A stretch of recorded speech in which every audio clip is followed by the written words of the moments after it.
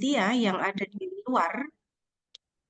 luar itu berperan untuk melindungi ya. Jadi kita akan fokus bagaimana sel-sel endotel yang ada di lapisan terdalam dari pembuluh darah itu nanti mengalami kerusakan yang akhirnya akan juga merusak struktur di deepnya ya, ada apa di layer medial yang isinya otot polos sehingga ketidakmampuan otot polos untuk berkontraksi. Mari kita lihat. The endothelial layer is the innermost layer, the so-called brain of the arteries, and is considered the most important layer. Ya, ini tadi yang diterangkan Bu Umi ya. Jadi isinya ini adalah endotelial. Ini endotelial. Di sini, di luar sini, ini adalah otot-otot polos. Ya, yang warnanya oranye ini otot-otot polos dan yang paling luar ini adalah tunica adventitia. Gitu ya. Nah, jadi nanti akan merusak dinding di sebelah medial yang isinya otot polos, fungsinya membuat kontraksi ya, kontraksi baik vasodilatasi maupun vasokonstriksi. What is endothelial function? Endothelial function is a misnomer. Endothelial cells have multiple functions. Ya, dia sebetulnya fungsinya banyak ya. The vascular endothelium serves multiple functions. It regulates fluid and molecule traffic between blood and tissue. It is an anticoagulant surface. It contributes to vascular homeostasis and repair. It plays a central role in angiogenesis and tissue wound healing. It plays a vital role in vascular tone and blood flow regulation. Ya, multifunction itu setidaknya ada ini ya. Mengatur cairan dan molekul-molekul yang lewat antara pembuluh darah dan jaringan. Nah, ini penting sekali ya. Kemarin Bu Umi sampaikan absorpsi ya. Dia juga akan membantu memberikan efek koagulasi atau antikoagulasi permukaannya itu. Dia juga berkontribusi untuk homeostasis vaskular dan merepair pembuluh darah apabila ada kerusakan. Ya, dia juga bermain peran untuk angiogenesis. Angiogenesis itu apa? Angiogenesis itu pertumbuhan pembuluh darah baru. Dan dia juga berfungsi untuk memperbaiki jaringan lunak ya. Dan dia juga berperan penting untuk menjaga tonus dari vaskular ya, karena dia mempunyai otot polos dan dia juga mengatur regulasi dari tekanan darah. Nah, ini fungsi penting ya dari Assessing this function is the most practical way of measuring endothelial function. Nah, kalau ada kerusakan pembuluh darah ya atau tonusnya terganggu, nah ini biasanya di situ sudah ada kerusakan endotelial. Karena sebenarnya endothelial dysfunction itu tidak terjadi begitu saja, teman-teman. Tapi ada tahapannya sampai lapisan pembuluh darah yang paling dalam rusak, tidak berfungsi. Nah, itu disebut dengan endothelial dysfunction, gitu ya.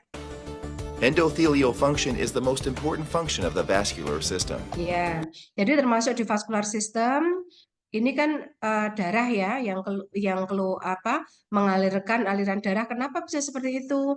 Ya karena ada kontraksi otot polos ini tadi, gitu ya. Oke, kita coba lihat. The most well-known and visible function of endothelial cells is their ability to increase blood supply. The function of endothelial cells is their function of the vascular system. The most well-known and visible function of Nah, sesungguhnya ini dalam pembuluh darah itu yang mempengaruhi kenapa kok bisa rusak. Itu atas peran ini ya, nitrit oksid ya. Ada substansi yang namanya nitrit oksid dan banyak ya, misalnya bradikinin, prostaglandin kayak seperti itu. Ini ditengarai rusaknya itu karena turunnya atau menurunnya jumlah nitrit oksid yang masuk yang melalui endothelial pembuluh cells darah. is their ability to increase blood supply by dilating the artery when needed. Nah, pada saat ada kerusakan, ini kemungkinan juga akan ada penurunan ya, ada penurunan pembawaan pembuluh darah di jaringan pembuluh darah di jaringan pembuluh darah. Nah, teman-teman, jadi sebetulnya si diameter diameter arteri ini kan besar. Cuma kadang-kadang kalau ada kerusakan ya, kerusakan di dinding intima ya, di mana di situ tadi kan ada lapisan endotel. Itu rusak, mengalami peradangan. Kenapa kok sampai otot polosnya itu rusak? Itu karena Disability is also sebentar. Itu karena ini ada penumpukan pembuluh darah, penumpukan plak, ya. Anda tahu ya aterosklerosis ya. Aterosklerosis itu kan adanya plak-plak di dinding pembuluh darah.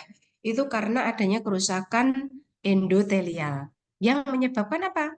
Kalau ada kerusakan, dia menumpuk di sini, diameternya menjadi kecil. Kalau diameternya menjadi kecil, aliran darahnya menjadi sangat-sangat kuat. Nah, ini ditengarai kenapa aterosklerosis seseorang mempunyai tekanan darah tinggi. Nah, karena tekanannya sangat tinggi disebabkan karena diameter yang semakin kecil atau menyempit pada pembuluh darah. when needed. Disability is also referred to as vascular reactivity. Nah, pada kondisi tertentu ya, asupan yang dibawa atau apa material yang dibawa oleh darah itu mengalami pengurangan. Ya, ini bisa Anda bandingkan. Ini good vascular reactivity, ya. Jadi reactivity vaskulernya sangat bagus. Sedangkan di bawah ini adalah vascular reactivity yang sangat apa ya? Tidak bagus ya. Karena kenapa? Ya karena apa ya? Si substansi yang dibawa itu tidak adekuat ya, termasuk nitrit oksid ya. Jadi ini kan banyak nih komposisi darah yang dibawa dalam pembuluh darah. Nah, selanjutnya vascular reactivity itu asupan yang dibawa ya, substansi entah itu hemoglobin, bradykinin, prostaglandin, nitrit oksid dan seterusnya itu mengalami kekurangan. Jumlah yang diperlukan tidak cukup. Which denotes the competency of the vascular system to respond quickly and deliver more blood to organs when needed. Vascular reactivity is the most important element of vascular function. Ya, vascular reactivity ini yang elemen yang sangat penting ya, di mana ini nanti akhirnya akan mempengaruhi fungsi vaskuler ya. Jadi dinding vaskuler yang reaktif ini nanti ditengarai akan menjadi satu hal yang sangat penting yang berkontribusi terjadinya kerusakan pada vaskuler. Therefore, impaired vascular reactivity, vascular dysfunction, and endothelial dysfunction are Ya, jadi tadi yang dibilang Bu Umi ya, endothelial dysfunction itu tidak tiba-tiba terjadi endothelial dysfunction. Ya, tapi biasanya diawali dengan adanya gangguan reactivity vaskuler. Gangguan reactivity vaskuler itu apa? Jadi yang tunika intima tadi, yang isinya adalah sel-sel endotel itu reaktif terhadap sesuatu hal yang akan mengalami kerusakan. Nah, kalau reaktif ya karena ada suatu substansi tertentu atau mungkin nitrit oksidnya berkurang dan seterusnya, itu nanti vaskuler ini vaskuler ya, tunika intima yang tersusun dari tunika endotel tadi, sel-sel endotel tadi ini mengalami disfungsi. Nah, kalau vaskulernya mengalami disfungsi, salah satunya apa? Substansi yang dibawa darah di dalam pembuluh darah itu berkurang, itu juga vaskular disfungsi ya. Salah satunya adalah nitrit oksid. Nah, itu nanti akan mempengaruhi sel-sel yang mengabsorpsi setiap sumber nutrisi yang dibawa oleh darah melalui pembuluh darah. Nah, kalau itu rusak, ya itu nanti akan mempengaruhi endotelialnya, ya, endotelial yang fungsinya menyerap sumber nutrisi tadi, ini menjadi terganggu. Gitu. Akhirnya apa? Akhirnya di situ terjadi peradangan, akhirnya terjadi plak-plak tadi, limbah atau sisa metabolisme dari proses peradangan. used here interchangeably. What causes endothelial dysfunction? There are a number of factors that intoxicate endothelial cells and impair their function.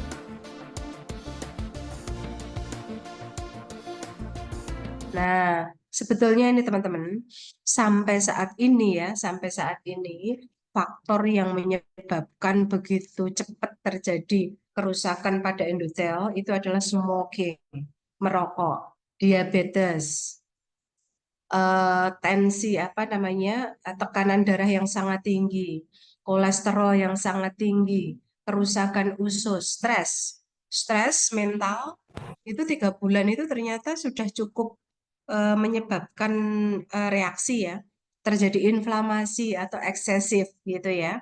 Nah, demikian juga exercise ya, exercise ini ditengarai kalau kurang exercise ya maksudnya ya, dia juga akan memperberat. Makanya nanti bagaimana endothelial dysfunction itu bisa dicegah ya. Itu salah satunya exercise mesti harus rutin. Berat badan dikurangi, stres direduksi, obat-obatan dikurangi, kolesterol dibikin netral. Ya, pada saat kita bisa menjaga ini sebetulnya cukup seimbang. Artinya apa? Artinya pembuluh darah itu kan dalam 24 jam dia kan akan selalu remodeling.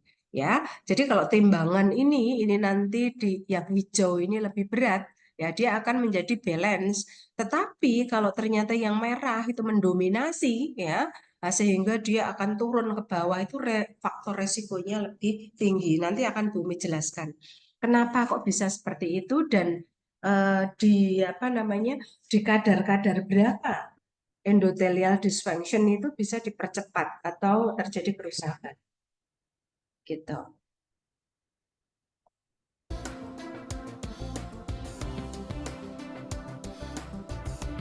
Nah, akhirnya begini teman-teman.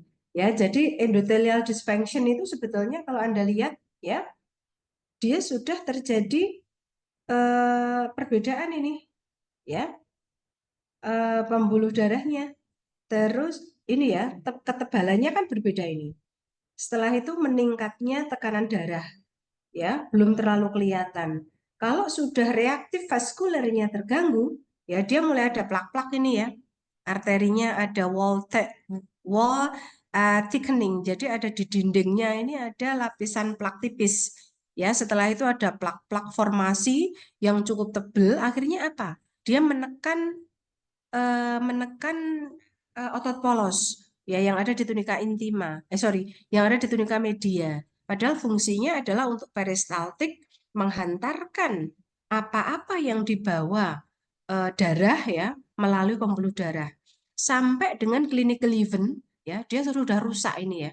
Jadi lapisan seluruh tunika intima yang notabene-nya di situ ada endotelial cell ini udah semuanya rusak. Kalau ini kan rusak sebagian ini ya. Nah, ini juga sudah lumayan. Nah, ini sudah rusak dan sudah mengalami apa ya? Peradangan yang sifatnya kronis ini. Nah, seperti itu ya. Sampai dengan akhirnya terjadi endothelial dysfunction ya. Jadi sebetulnya tidak begitu saja ya, tetapi apa namanya terjadi dimulai dari adanya gangguan reaktif vaskular gitu. Bu, kalau misalnya ada gangguan reaktif vaskular, apakah bisa dibetulkan? Bisa ya.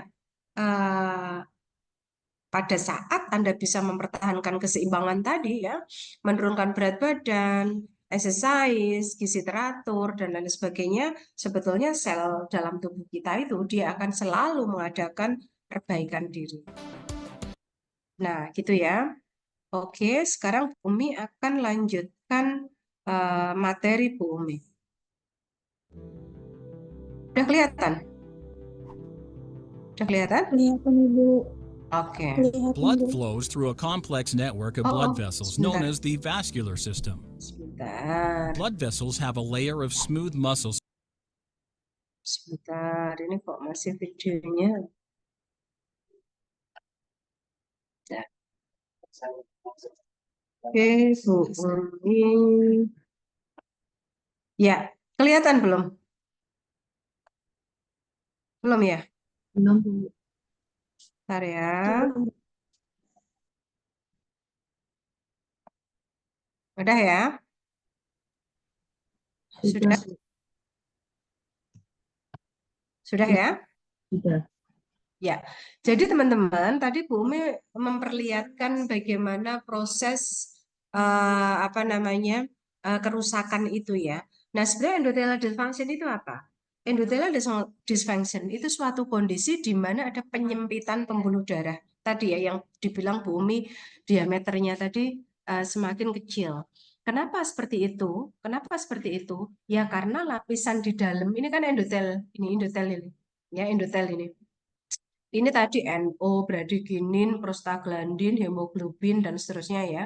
Dia tidak cukup memproduksi gas-gas tadi ya, misalnya nitrit oksid gitu ya. Yang fungsinya adalah menjaga ini tetap terbuka gitu ya.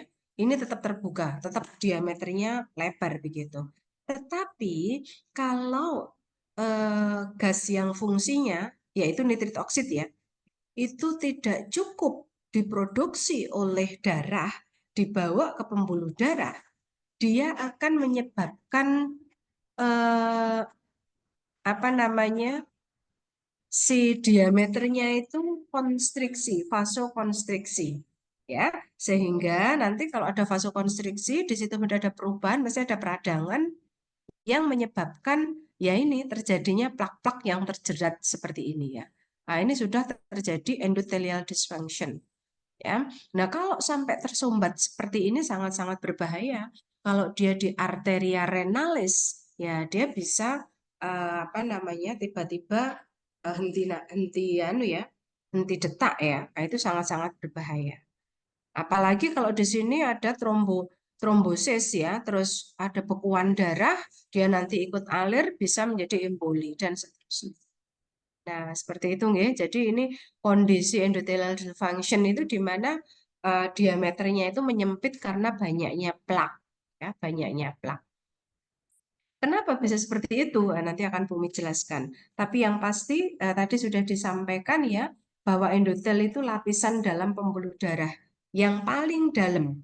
Fungsinya menjaga pelebaran dan penyempitan pembuluh darah ya, sehingga dia bisa tahu nih apa namanya dan bisa selalu mengalirkan darah itu menuju ke aliran target gitu.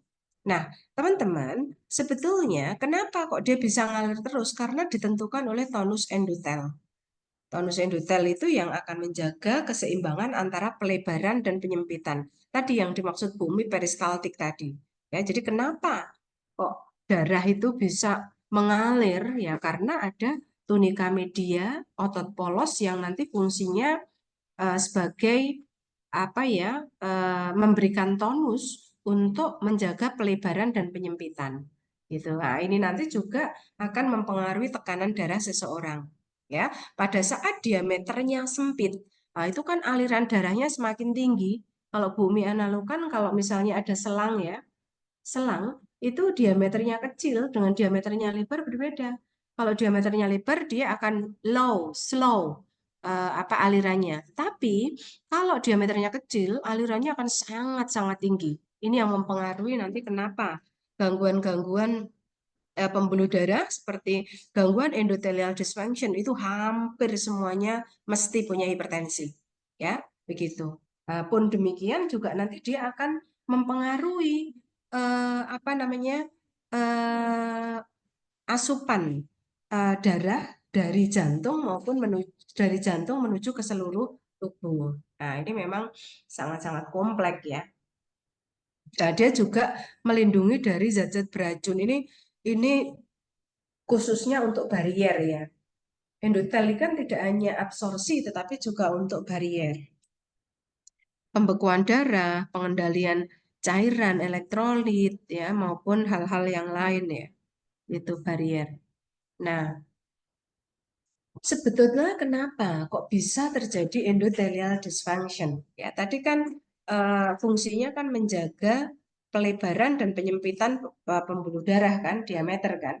Nah, kausanya ditengarai sampai terjadi endothelial dysfunction ya, meskipun pertamanya adalah ada vascular reaktif. Kenapa kok vaskularnya menjadi reaktif? Karena adanya penurunan kadar oksida nitrit ya. Oksida nitrit ini tadi kan ikut pembuluh darah ya bersama dengan apa namanya gas-gas yang lain atau substansi yang lain misalnya bradikinin dan seterusnya. Nah, NO atau oksida nitrit itu sebetulnya apa? NO itu adalah gas yang diproduksi oleh metabolisme asam amino L-arginin.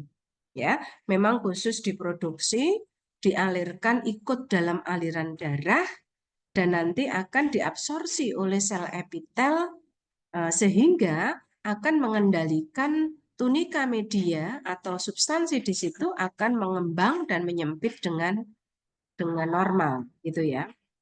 Nah, sehingga teman-teman gas NO ini yang ada di dalam pembuluh darah ini sebetulnya mengatur tonus pembuluh darah dan absorpsi endotel sehingga pembuluh darah tetap bisa membuka dan menutup, bisa meregang dan mengkerut gitu ya, gitu. Nah, teman-teman, kenapa penderita diabetes, penderita tekanan darah tinggi, gagal jantung itu potensi sekali terjadi kegagalan gitu ya. Ini ditengarai karena terbatasnya jumlah NO yang diproduksi oleh pembuluh darah. Sehingga akan mempengaruhi cara tubuh menggunakan NO yang diproduksi karena jumlahnya sangat terbatas. Nah, di penelitian terbukti bahwa kadar gula darah yang tinggi pada penderita diabetes, ya pada diabetes kan gula darahnya kan tinggi tuh. Nah, itu nanti akan mempengaruhi produksi NO atau kadar NO yang turun.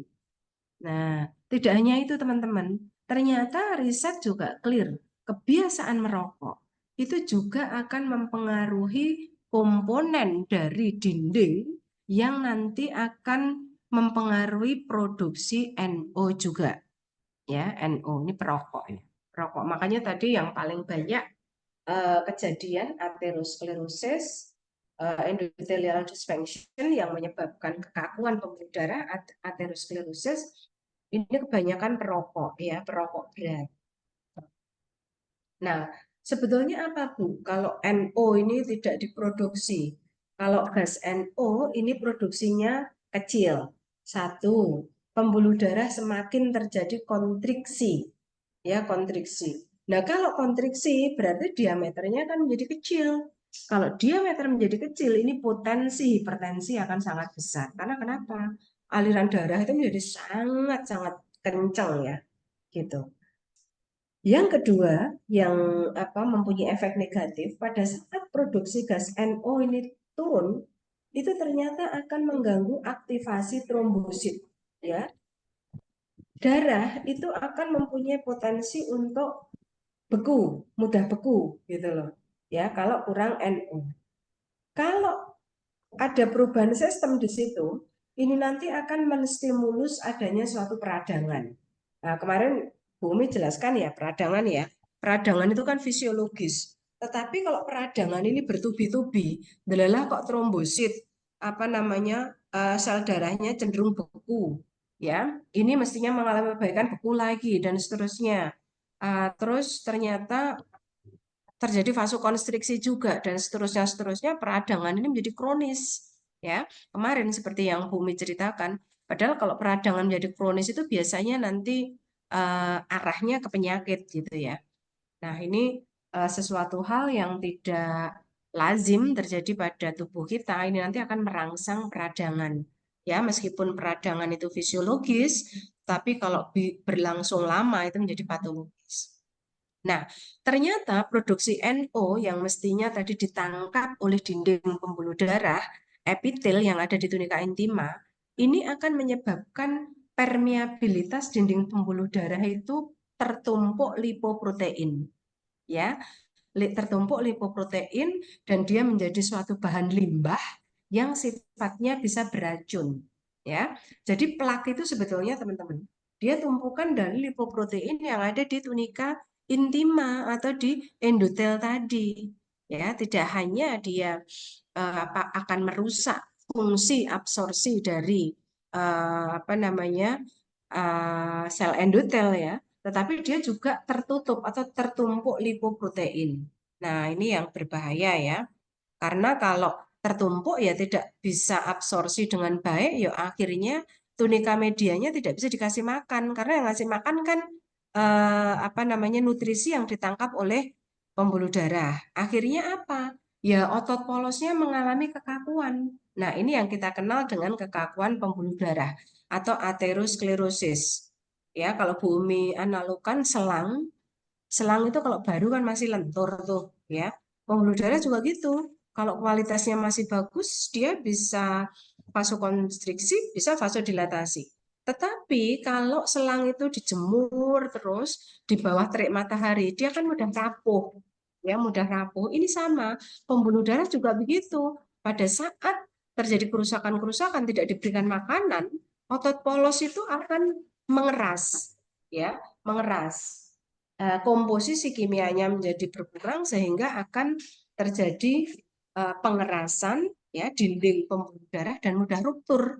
Nah, sudah keras diameternya sempit, tekanannya sangat tinggi ya jebol. Nah, itu sangat-sangat berbahaya. Kalau terjadi di otak, stroke ya, hemoragik. Nah, sebetulnya teman-teman, ini ditengarai berkurangnya NO itu akan menyebabkan konstriksi abnormal pada seluruh arteri, ya termasuk arteri-arteri yang kecil.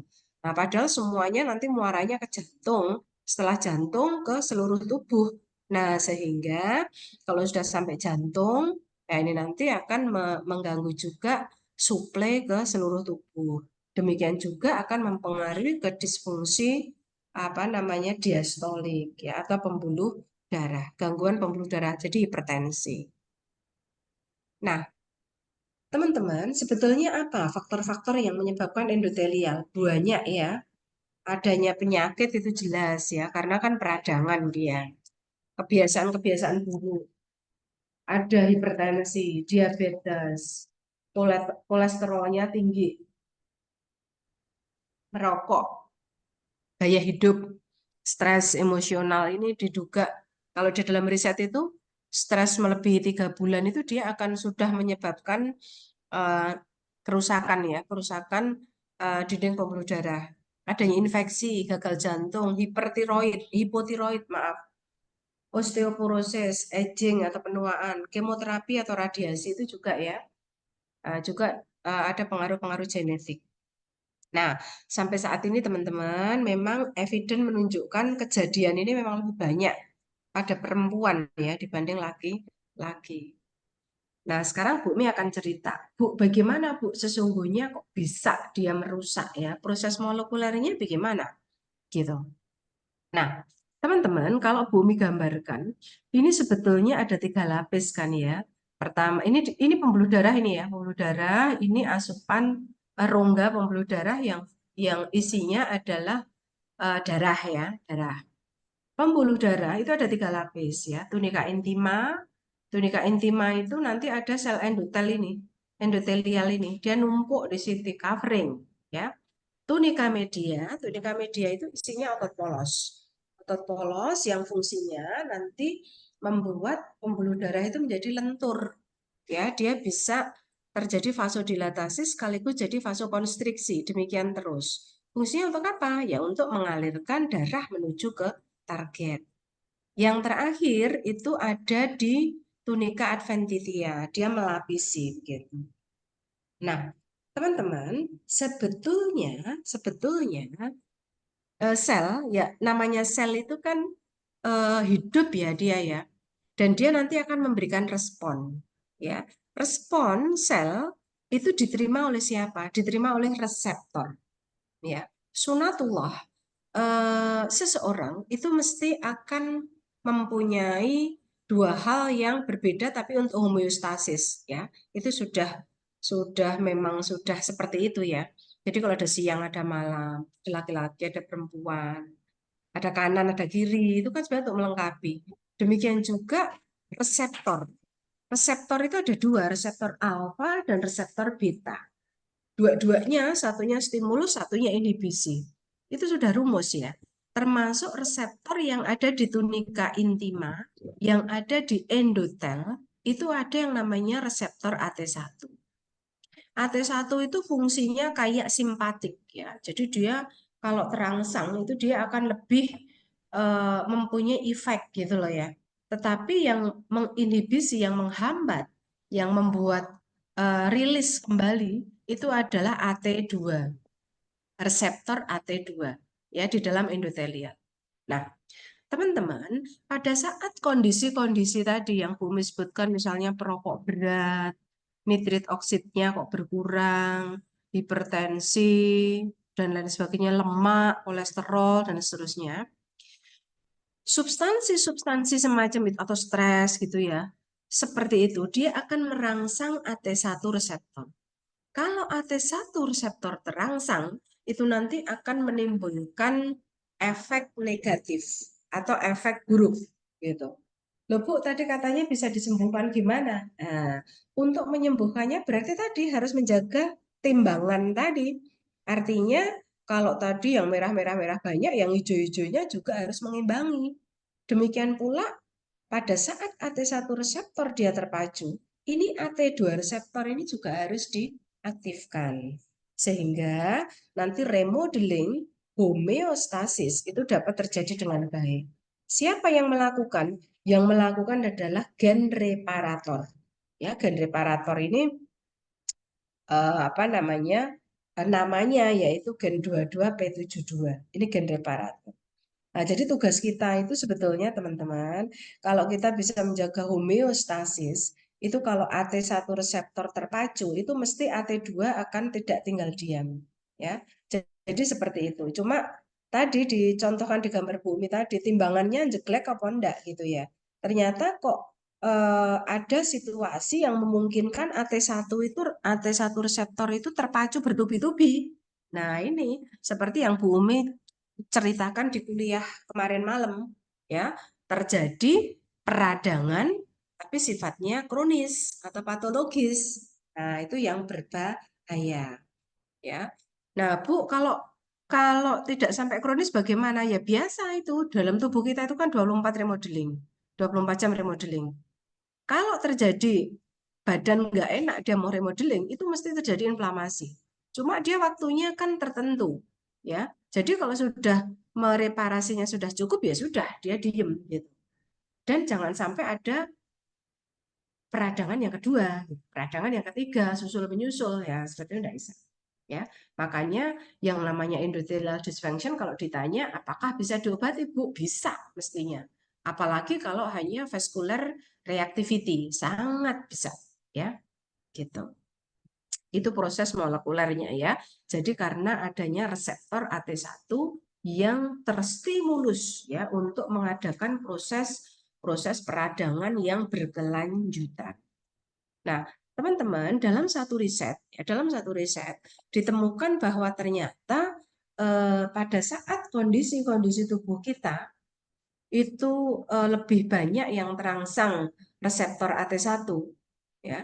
Itu terbukti bahwa ada beberapa hal di bawah ini ya yang ditampilkan bumi ini. Nah, misalnya ternyata gula darah ya lebih dari 150 mmHg itu sudah menyebabkan reseptor AT1-nya terstimulus. Padahal tadi kalau reseptor terstimulus, AT1 terstimulus kan lebih efeknya lebih jelek ya, kayak saraf simpatik yang terkena. Nah, sehingga kalau blood sugar-nya apa namanya? tekanan darah, apa namanya? Gula dalam darahnya tinggi lebih dari 150. Lah ini harus diimbangi bagaimana reseptor AT2-nya itu terpacu gitu. Gimana Bu? Banyak hal ya. Ini misalnya obat-obatan atorvastatin, L-arginin, glisin ya, asetilkolin ya. Derivat dari NO. Tadi kan kekurangan NO banyak sekali tadi kan. Aminopilin dan seterusnya. Ini sebetulnya sebagai satu upaya di mana si reseptor AT2 itu biar terpacu sehingga akan mengimbangi atau akan menghambat stimulus dari reseptor AT1. Nanti kalau punya pasien hati-hati ya.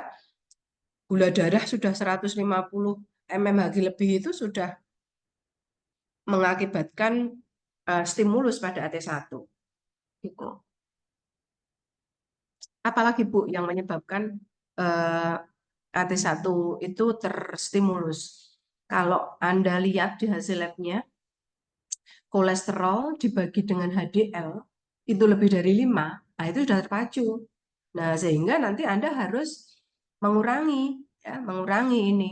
Atau LDL dibagi HDL, kok hasilnya lebih dari 3. Nah, itu sudah terstimulus, sudah otomatis itu. Ya.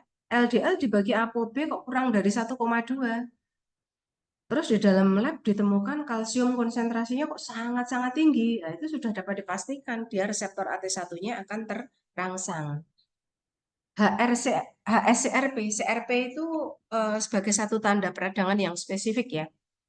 Kalau HSCRP-nya lebih dari 11, ya itu sudah dapat dipastikan sudah mulai terjadi vaskular reaktif ya. Vaskular reaktif ending-endingnya nanti ya endothelial dysfunction kalau tidak bisa dikendalikan. Mitokondria fungsi juga mengalami penurunan. IgG anti mitokondria positif, IgG anti smooth muscle-nya positif, ya. Adanya peran hormon, ya. Radiasi ya tadi disebabkan homeocysteine, angiotensin ini yang mengaruhi pembuluh darah ya. Psychogenic distress ya, ini ternyata especially for than 3 months ini akan mempengaruhi. Jadi jangan sampai stres lebih dari 3 bulan ya. Smoking juga jelas tadi disampaikan. Dan yang terakhir adalah autoimmune disease ya. Autoimmune disease itu penyakit klimak ya. Autoimmune disease penyakit klimak ya. Karena dia ya memang nanti akan mempengaruhi kemana-mana gitu. Ya autoimun dia kan tentaranya. Ibaratnya kita itu hidup nggak dijaga ya, dijaga oleh tentara. Itu kan riskan sekali. Nah besok ini akan kita bahas autoimmune disease. Nah ini kalau untuk ngimbangi ya, ngimbangi bagaimana reseptor AT2-nya terpacu gitu. Apa yang bisa kita lakukan Bu? Fisioterapi bisa enggak? Saya nggak tahu ya. Sampai saat ini memang belum diriset banyak terkait bagaimana berbagai macam tindakan fisioterapi itu mampu menstimulus reseptor AT2 sehingga bisa menekan reseptor AT1 gitu. Nah, ini kalau ini just to know aja ya. Gula darah itu mestinya ya 70 sampai 110 mmHg ya. Jangan biarkan lebih dari 150. Karena kalau lebih dari 150 itu artinya reseptor AT1-nya sudah terpacu yang akan menyebabkan respon peradangan pada dinding pembuluh darah yang tercovering atau apa ya, yang dilapisi oleh endotel. Ini kolesterol ya. Kolesterol itu normalnya ya kurang dari 200 mg per dl. Jangan sampai ini ya. Jadi kolesterol itu penting ya, membuat selaput sel, membungkus saraf, membuat hormon gitu ya. Tetapi kalau jumlahnya tidak imbang, kolesterol itu kan ada HDL dan LDL ya. Jumlahnya tidak imbang, nah itu nanti juga akan menjadi masalah. Harus pada jumlah tertentu. Oh, ini apa ini? LDL ya ini ya. Ini LDL. LDL ya. LDL itu kolesterol yang menumpuk di dinding arteri, dia menjadi plak kalau jumlahnya banyak ya. Sehingga LDL itu dikasih sebutan lemak jahat ya. Ini harus terbatas. Jangan sampai terlalu tinggi ya, lebih dari 160 ya, itu udah tinggi. HDL ini lemak baik ya. Dia mengangkut kolesterol dari sel untuk kembali ke liver untuk degradasi gitu ya. Ini juga harus baik ya. Trigliserid itu lemak dalam darah ya, dia sebagai sumber energi ya. Jadi kalau kelebihan kalori ini akan disimpan di trigliserid ini. Tetapi trigliserid yang tinggi, nah itu nanti akan menjadi momok ya, terutama untuk penyakit-penyakit metabolisme ya, kadarnya itu ya. Jangan sampai lebih. ApoB ini juga lipoprotein ya, terutama yang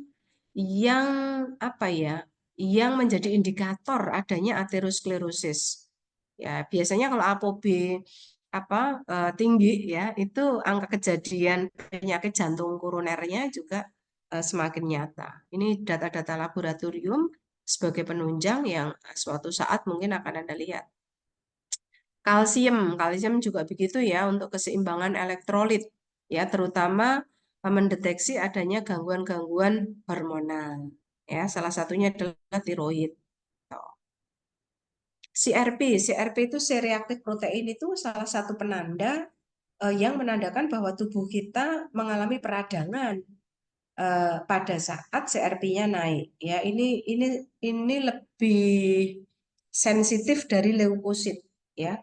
HSCRP, high sensitive C-reaktif protein. Ya, ini 0,3 sampai 300 mg per dl.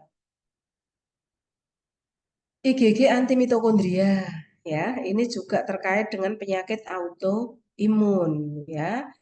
Kalau IgG mitokondrianya positif, nah itu Anda harus ya banyak hal ya, bisa juga autoimun. Homosistein itu formasinya adalah asam amino dan metionin. Ya, dia berfungsi untuk metabolisme asam folat. Biasanya kadar homosistein yang tidak normal itu nanti akan menyebabkan gangguan-gangguan vaskuler. Salah satunya apa? Coronary heart disease. Nah, itu berbagai macam gangguan pembuluh darah. Kalau Anda nanti mau lihat di bawah hasil laboratorium. Ya, saya kira itu teman-teman yang bisa Bumi sampaikan terkait dengan endothelial dysfunction. Oke, ini banyak kejadian nanti ya. Karena sampai saat ini pun ditengarai memang bisa dikatakan 80% itu disebabkan karena adanya kerusakan pada endotel. Ya, kerusakan. Diawali dengan tadi reaktif vaskular. Oke, saya kira cukup ya terkait dengan endothelial dysfunction. Insya Allah minggu depan kita bahas imunopas. Sampai sini ada pertanyaan teman-teman? Nanti kalau saya mau riset ya, endothelial dysfunction bagaimana Bu? Bisa saja. Anda mungkin akan lihat kadar nitrit oksid ya. Nitrit oksid itu gas yang penting ya, yang fungsinya untuk ini. Atau interleukin 1 ya, itu proinflamasi ya. Proinflamasi. Banyak hal ya, inflamasi. Atau misalnya nanti melihat ApoB-nya ya, di mana di situ sudah terjadi aterosklerosis. Atau kalau Anda mau mengamati tanpa marker tetapi dengan dengan gambaran radiologi ya dengan menggunakan muskuloskeletal ultrasonik itu juga bisa nanti ya. Biasanya dilakukan oleh dokter radiologi sampai seberapa besar plaknya ya, sampai seberapa lebar diameternya itu bisa dilihat. Oke, 2:30. Loh, oh masih ada kotak-kotak atau saya tuh heran nih kok ada kotak tempat saya nggak ada ya? Kenapa ya? Oh ya enggak tahu deh. Aku enggak baca chatnya tadi. Ya nanti akan saya kasihkan materinya dibaca ya. Kok ada? Saya penasaran itu apa karena ini yang bikin Anda atau ini yang bikin siapa Nora? Linknya. Kok mesti ada kotak-kotak ya? Mbak Nggak Nora tahu. Bu yang bikin. Oh lah iya. Tadi berarti nggak kelihatan. Tadi PPT-nya kelihatan cuman terganggu kotak-kotaknya itu loh Bu. Juga makanya di tempat saya nggak ada. Anda bisa foto enggak? Mungkin saya bisa ngelihat. Di tempat saya sih nggak ada kotak-kotak. Makanya. Nggih. Oke, saya kira begitu nggih. Nanti coba kami cek ya. Dari kemarin itu juga ada kotak-kotak juga ya, karena saya enggak tahu kalau ada kotak-kotak. Oke, sampai sini ada pertanyaan? Cukup sementara? Endothelial dysfunction. Ada enggak besok riset yang tertarik untuk ke molekuler? Bagus sih molekuler itu sebetulnya. Oke, belum ada ya. Kalau belum ada, saya pikir hari ini cukup ya terkait dengan endothelial dysfunction. Insya Allah kita ketemu di lain waktu. Bumi akhiri. Assalamualaikum warahmatullahi wabarakatuh. Waalaikumsalam. Waalaikumsalam warahmatullahi wabarakatuh. Terima kasih, Bu. Sami-sami Bu Umi Jen Liv.